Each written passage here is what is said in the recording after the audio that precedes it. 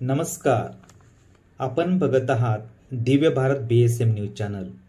Divya Bharat BSM news channel सर्वसामान्य माणसाच्या न्यायासाठी. दिव्य भारत BSM न्यूज चॅनलमध्ये मी भागवत महाले आपणा सर्वांचं मनपूर्वक स्वागत करत आहे.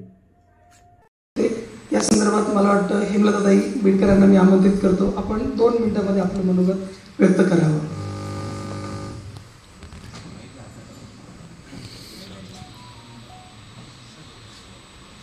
व्यासपीठावरील सर्व मान्यवर, अध्यक्ष शंकरजी बोराडे, त्याचप्रमाणे प्रमुख पाहुणे सचिनजी जोशी, नानासाहेब, गडाख साहेब, मालुसरे साहेब आणि ज्यांनी हा कार्यक्रम आयोजित केलेला आहे ते आपले सर्वांचे लाडके सुरेशजी पवार आणि आपण सर्व बंधू भगिनींनो. आणि विशेष आजचा जो कार्यक्रम आहे शिक्षकांचं अभिनंदन करण्यासाठी आज आपण खरं म्हणजे इथे जमलेलो आहोत.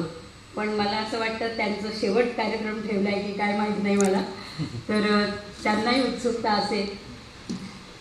आणि या कार्यक्रमासाठी जमलेले सर्व बंधू भगिनींनी, आजचा जो विषय आहे नवीन शैक्षणिक धोरण, यामध्ये मी जास्त बोलणारच नाही आहे कारण आपल्याला प्रमुख वक्ते आहेत बोलणारे.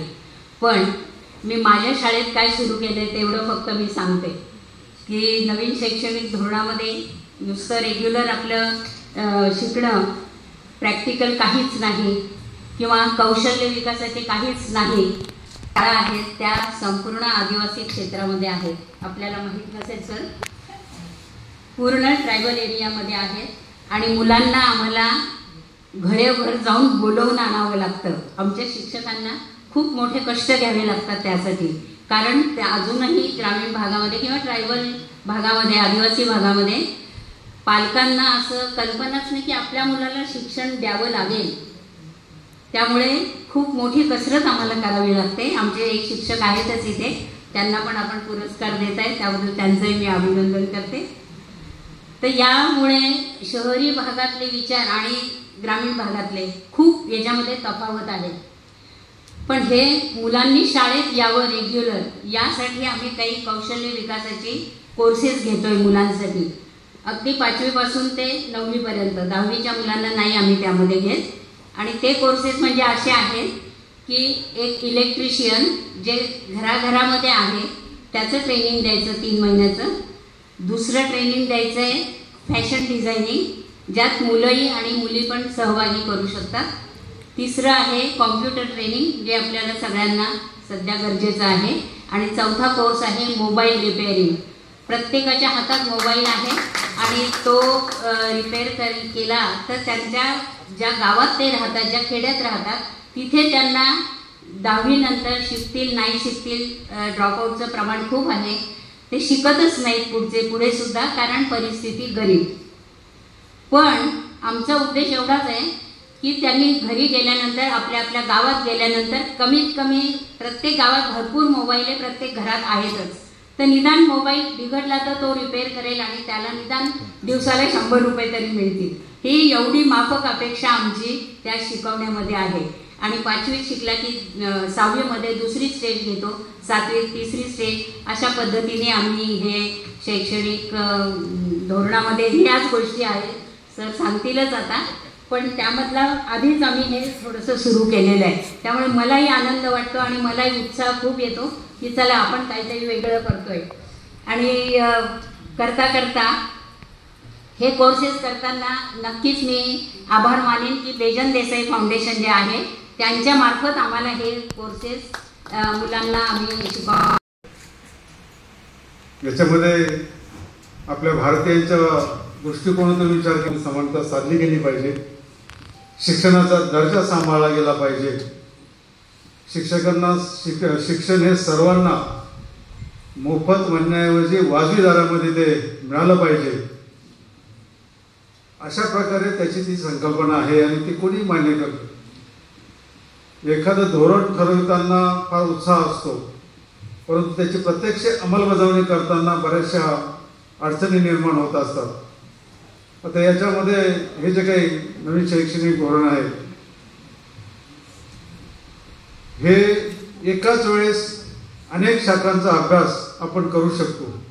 पूर्वी आर्ट्स किंवा कॉमर्स किंवा सायन्समध्ये ॲडमिशन घेतल्यानंतर आपला दृष्टिकोन फक्त त्या मर्यादेपुरता, त्या चौकटीपुरताच असायचा की आपण सायन्सचे स्टुडंट आहे, मग सायन्स, विज्ञान, गणित, मॅथमॅटिक्स याच्या सर्व यावरती ध्यान आपण केंद्रित करूया. परंतु आता तसं नाही. कुठल्याही फॅकल्टीमध्ये ॲडमिशन घेतल्यानंतर माझ्या माहितीनुसार दुसऱ्याही शाखेच्या एखाद्या विषयाचा आपण अभ्यास करू शकतो आणि त्याच्यातही पारंगत होऊ शकतो. तो विद्यार्थ्यांमधले जे काही सुप्त गुण आहेत ते हुडकून काढायचे आणि त्या विद्यार्थ्याला त्या दिशेने डायव्हर्ट करणं हे शिक्षकाचं स्किल असेल या अभ्यासक्रमामध्ये. आपण मोगमपणे शाळेमध्ये ॲडमिशन मुलांची घेतो आणि सर्वांना सरसकट एकाच याच्यामध्ये आपण शिकवत असतो. पण आता ह्या नवीन शैक्षणिक धोरणामध्ये विद्यार्थ्यांमधले असलेले सुप्त गुण हे हुडकून काढायचे आहे. ही शिक्षकाची मोठी जबाबदारी आहे. या ठिकाणी शीर्षकामध्येच म्हटलेलं आहे की सामाजिक परिवर्तनासाठी नवीन शैक्षणिक धोरण. शिक्षणाचं हे महत्त्वाचं कामच आहे की शिक्षणाने सामाजिक परिवर्तन होत असतं. शिक्षण हे समाज परिवर्तनाचं प्रभावी साधन आहे. हे प्रभावी साधन कधी होऊ शकतं? शिक्षक जर प्रभावी असेल तर. आता तुम्ही सर्व फेटे बांधलेली मंडळी या ठिकाणी प्रभावी शिक्षक आहे असं आम्ही समजतो आहेच मुळात. म्हणून तुमचा गौरव या ठिकाणी होऊन राहिले आणि तुमच्यावरती शाबासकीची, तुमच्या पाठीवर शाबासकीची थाप म्हणून राहिलेली आहे. तेव्हा शिक्षण हे प्रभावी शिक्षकाच्या माध्यमातूनच ते प्रभावी होत असतं, समाजाचं परिवर्तन होत असतं. आणि म्हणून शिक्षक जर प्रभावी असेल तर शिक्षण प्रभावी होतं. शिक्षण प्रभावी असेल तर विद्यार्थी प्रभावी होतो आणि विद्यार्थी प्रभावी असला तर राष्ट्र प्रभावी होतो. पण या ठिकाणी शिक्षकांचा मान सन्मान प्रतिष्ठा, त्याचा आत्मसन्मान हा टिकला जावा म्हणून राज्यकर्त्यांनी प्रयत्न करायचे असते. समाज तर करीतच असतो. हे त्याचं द्योतक आहे की सुरेश पवारांसारख्या माणसांनी आपल्या शिक्षकांना बोलवलं, तुमच्या कार्यकर्तृत्वाची दखल घेऊन तुमच्या पाठीवरून सार्वजनिकरित्या शाबासकीची थाप मारलेली. हे समाजभान त्यांना आहे. पण तेवढीच जबाबदारी ही गव्हर्नमेंटची आहे की या शिक्षकाला मान सन्मान आत्मसन्मान मिळतो का, त्याला ताकमानेने ताककणेने जगता येतं का. पण शिक्षणामध्ये चातुर्वर्णी व्यवस्था निर्माण केलेली आहे. तो शिक्षण सेवक म्हणून थोड्याशा पगारावरती काम करतो, फिक्स पेवरती करतो, क्लॉक आवर बेसिसवरती करतो, नियमित वेतनाप्रमाणे काम असेल त्याच्याप्रमाणे तो काम करतो. त्याच्यामध्येही अशी विगतवारी केलेली आहे. त्याच्यामध्ये हे चातुर्वर्णी व्यवस्था निर्माण केलेली आहे. शाळांमध्ये तसंच आहे, महाविद्यालयांमध्ये तसंच आहे. विना अनुदानित, अनुदानित, अंशतः अनुदानित, टप्प्यावरच्या शाळा अशी जी वर्गवारी केलेली आहे. तेव्हा याच्यात ही समानता या नवीन शैक्षणिक धोरणात तरी आली पाहिजे अशी एक अपेक्षा आहे. आणि शिक्षकांना हे जे काही पगार वाटपाचं आणि असुरक्षिततेचं जे भयगंड त्यांच्या मनामध्ये निर्माण झालेला आहे तोही नाहीसा व्हायला पाहिजे नवीन शैक्षणिक धोरणामध्ये. ती गॅरंटी, तो आत्मविश्वास गव्हर्नमेंटने द्यायला पाहिजे की आम्ही हे शैक्षणिक धोरण राबवून राहिलेलो आहे. तेव्हा इन्फ्रास्ट्रक्चर जर पूर्ण असेल तर त्याची अंमलबजावणी व्यवस्थित होईल. परंतु मूलभूत सुविधा किंवा इन्फ्रास्ट्रक्चर हे जर नसेल, हे तुटपुंज असेल आणि तुम्ही किती शिक्षकाला सांगितले की आपल्याला गुणवत्तापूर्ण दर्जेदार शिक्षण या भट्टीतून निर्माण करायचं आहे, तर तुम्ही त्याला एकाच्या पगारामध्ये म्हणे 3-3 जणांच्या आता आम्हाला नेमणुका करता येतील. कशावर करणं? तर आम्ही कंत्राटीकरण करून राहिलेलो. आम्ही कंत्राटी सिस्टीमवरती लोकांच्या नेमणुका करू आणि आता जो काय आम्ही 60-70 हजार लाखापर्यंत पगार देतो त्याच्यामध्ये तर 3-3 शिक्षक आमच्याकडे कामाला लागतील. अशा प्रकारचा जर दृष्टिकोन सरकारने ठेवला, शिक्षकाला जर त्याचं ते वाजवी वेतनमान दिलं नाही तरी ही व्यवस्था उद्ध्वस्त होण्याची शक्यता आहे. तुम्ही त्याला बेडबिगार बनवू नका. त्याला त्याचा सन्मान मिळाला पाहिजे, समाजात त्याची प्रतिष्ठा राखली पाहिजे. तर त्याला त्याचं लक्ष, आपलं लक्ष हे विद्यार्थ्याच्या उन्नतीसाठी त्या ठिकाणी कामी लावता येईल, मार्गी लावता येईल. परंतु त्याची अवहेलना होता कामा नये त्या शिक्षकाची. हा दृष्टिकोन बाळगला पाहिजे. आता ही जी काही सिस्टीम नवीन शैक्षणिक धोरणामध्ये आहे त्याच्यामुळे त्यांनी सांगितलंय की भारतात शिका आणि भारतात राहा, एवढं आपण परिपूर्ण शिक्षण देणार आहोत. देशातील नामांकित ज्या शैक्षणिक संस्था आहेत त्यांचा आपण सहकार्य घेणार आहोत आणि आपलं भारतातलं शिक्षण हे जगाच्या पाठीवरती 1 नंबरचा दर्जा राखणारं असणार आहे. अशा प्रकारची संकल्पना नरेंद्र मोदीजींनी आणि केंद्रीय शिक्षण मंत्र्यांनी व्यक्त केलेली आहे. पण आता हे सर्व जर त्यांच्या जरी ह्या कल्पना असल्या ते प्रत्यक्ष व्यवहारामध्ये आणि रूट ग्राउंडला त्या ठिकाणी आपल्याला ते कामकाज करताना त्यातली ती सहजता असली पाहिजे. त्या शिक्षकाला वाटलं पाहिजे की अरे शासन माझ्या पाठीशी आहे, संस्थाचालक माझ्या पाठीशी आहे आणि समाज माझ्या पाठीशी आहे, मी विद्यार्थ्याला काहीतरी देऊ शकतो. विद्यार्थ्याचा सर्वांगीण विकास आपल्याला घडवून आणायचा आहे. त्याच्या सुप्त गुणांना वाव देण्यासाठी, त्याच्या सुप्त गुणांचा जो हे आहे तो अंशुत करण्यासाठी, संक्रमित त्याच्यामध्ये ते गुण घालण्यासाठी आपल्याला मोठं झटायचं आहे या ठिकाणी.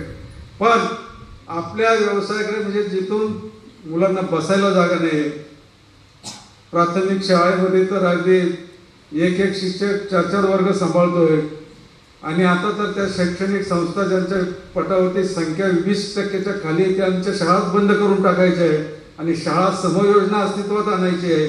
खेड्यापाड्यावरती, वाडी वस्त्यावरती हे नवीन राष्ट्रीय शैक्षणिक धोरण किती सक्षमतेने पोहोचेल त्याच्याबद्दल मी जरा साशंक आहे. कारण ते मुलांना एकतर शाळांची सुविधा नसते, इकडनं तिकडनं आपण त्या वाडी वस्त्यावर, पाड्यावरती, कोकण भागामध्ये जर तिथे शाळा सुरू केलेल्या आहेत आणि त्याची पटसंख्या काही धरून त्या शाळा बंद करीत असेल तर तिथं मुलं-मुली हे शिक्षणापासून वंचित होतील, बेकारीची फौज वाढेल. ग्रामीण भागामध्ये जे आहे ते शहरी भागामध्ये सुद्धा त्या पद्धतीची अवस्था निर्माण व्हायला काही फारसा वेळ लागणार नाही. म्हणून चांगली धोरणं ही घोषित करून भागणार नाही, तर ते त्याच्यासाठी परिश्रम घ्यावे लागतील. आता जोशी साहेबांसारख्या ठिकाणी चांगल्या प्रकारचं मार्गदर्शन करतील, त्यांच्या खूप अपेक्षा आहे की गव्हर्नमेंटने अमुक केलं पाहिजे, तमुक केलं पाहिजे, किंवा शिक्षकांना प्रोत्साहन आणि प्रेरणा देण्यासाठी आपण किती सक्षमपणाने हे धोरण राबवू शकू अशा प्रकारची उमेद त्यांच्या वक्तव्यातून निश्चितपणाने आपल्यामध्ये निर्माण होईल, याच्याबद्दल माझ्या मनात अजिबात खात्री नाही आहे. परंतु घरी गेल्यानंतर, घरून शाळेमध्ये गेल्यानंतर जी अवस्था मी बघतो किंवा पाहतो, त्या शिक्षकाला वाटतं अरे जोशी साहेबांनी जे सांगितलं ते खरोखर इथे होईल का? त्यांनी तर फार चांगलं सांगितलं ना, आपल्याला या शैक्षणिक धोरणाच्या नवीन यातल्या आव्हानाला सामोरे जायचं आहे. तेव्हा पूर्वीचे म्हणजे निर्बुद्ध घोकमपट्टी पूर्वीची आणि ते काही काणी म्हणी ध्यानी नसतं नुसतं पाठांतर करायचं वेगळेपणाने तो जमाना गेला आता. आता हे इन्फॉर्मेशन टेक्नॉलॉजीचं युग आलेलं आहे, माहिती आणि तंत्रज्ञानाचं. त्या तंत्रज्ञानाला, माहितीच्या याला आधाराला आपल्याला सामोरे जायचं आहे आणि ती आयुधं आपल्याला आत्मसात करायची, त्याचा प्रभावीपणे वापर करायचा आहे आणि विद्यार्थ्याला प्रभावित करायचं आहे आपल्याला. तर राष्ट्र उन्नत होईल, प्रभावित होईल आणि आपल्या जो गरजा आहे म्हणजे मस्तक आणि हात याचा ताळमेळ बसेल, दोघं नाही. म्हणजे मस्तकात तुम्ही ज्ञान भरलं पण हाताला काम नाही, अशा प्रकारची शिक्षण व्यवस्था असता काही कामाचे उपयोगी ठरणार नाही. हे धोरण किंवा हे पाहूनच, हा अनुभव घेऊनच याचा मसुदा तयार करणाऱ्यांनी तो केलेला आहे. किंवा आता याच्या ठिकाणी मेळ घालायचा, आपल्याला हाताला काम मिळालं पाहिजे, नुसतं मस्तकामध्ये ज्ञान कमवून उपयोग होणार नाही. या सर्व गोष्टींचा बारकाईने त्यांनी अभ्यास केलेला आहे. मला वाटतं की ते जर सक्सेस झालं तर भारत हा नक्कीच एक उन्नत देश म्हणून जगामध्ये त्याचा एक चेहरा मोहर दिसेल, त्याबद्दल माझ्या मनामध्ये शंका नाही. या गोष्टीवर बरंचसं काही बोलण्यासारखं आहे, परंतु कधी काय पुन्हा भेट झाल्यानंतर अभ्यास पूर्ण बोलता येईल. मला आगंतुकपणे उठावलं, मला जे माहिती होतं ते बोललो. धन्यवाद. आपण जे बोललो दिव्य भारत BSM न्यूज चॅनलमध्ये नवनवीन घडामोडी, ताज्या व खात्रीदायक बातम्या बघण्यासाठी पाहत रहा Divya Bharat BSM news channel. पुन्हा बातमी बघण्यासाठी न्यूज चॅनलला शेअर करा, लाईक करा व सबस्क्राईब करा. धन्यवाद.